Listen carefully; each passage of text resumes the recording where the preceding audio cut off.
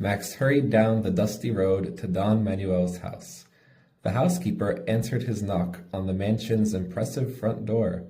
"Come along," she said, as she led Max into a grand room where Don Manuel was enjoying a late afternoon cup of tea. "Hello, Max. What brings you here?" Don Manuel asked. Max explained about his secret note. "Well, what an interesting thing to do," Don Manuel smiled. "Hand me the letter and I'll read it to you." The letter was from a girl named Maggie.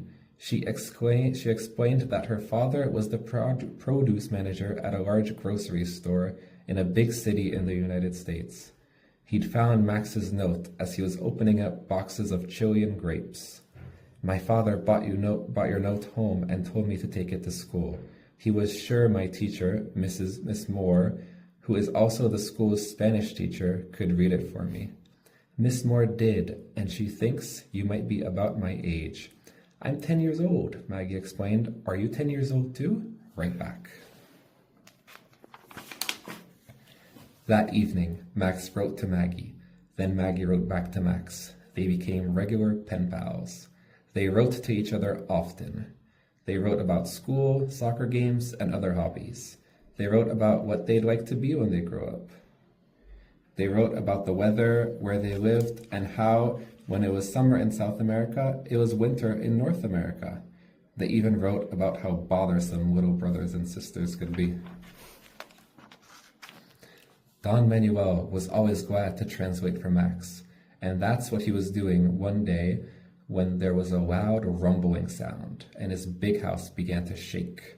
Furniture tumbled, vases and lamps crashed to the floor, tiles fell off the roof, and a cloud of dust rose up around everything. It was a terrible earthquake. "Come on," Don Manuel cried as he grabbed Max's hand.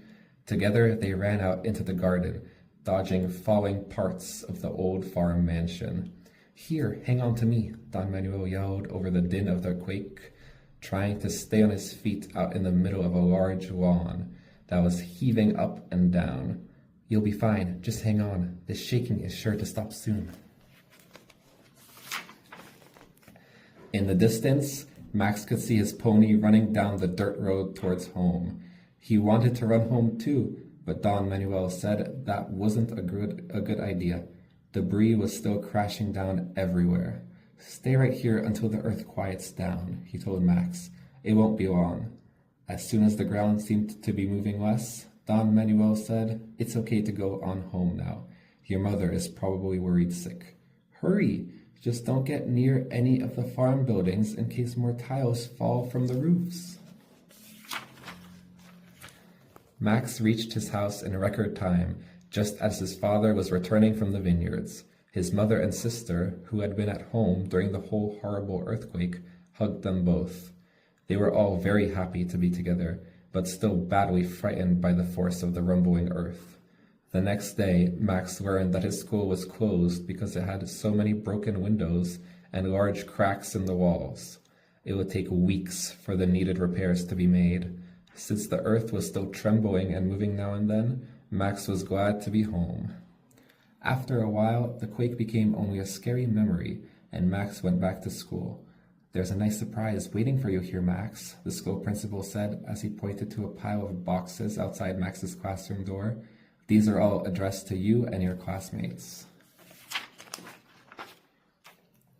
With the principal, the teacher, and the kids in his class helping, Max opened up box after box. They were filled with books, games, papers, pens, and even new clothes.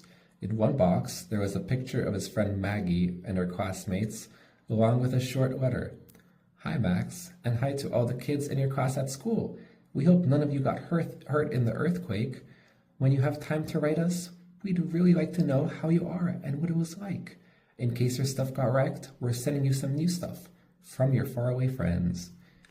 Max was really pleased. The note he'd put into a box of grapes had found a faraway friend, not only for himself, but for his whole class too.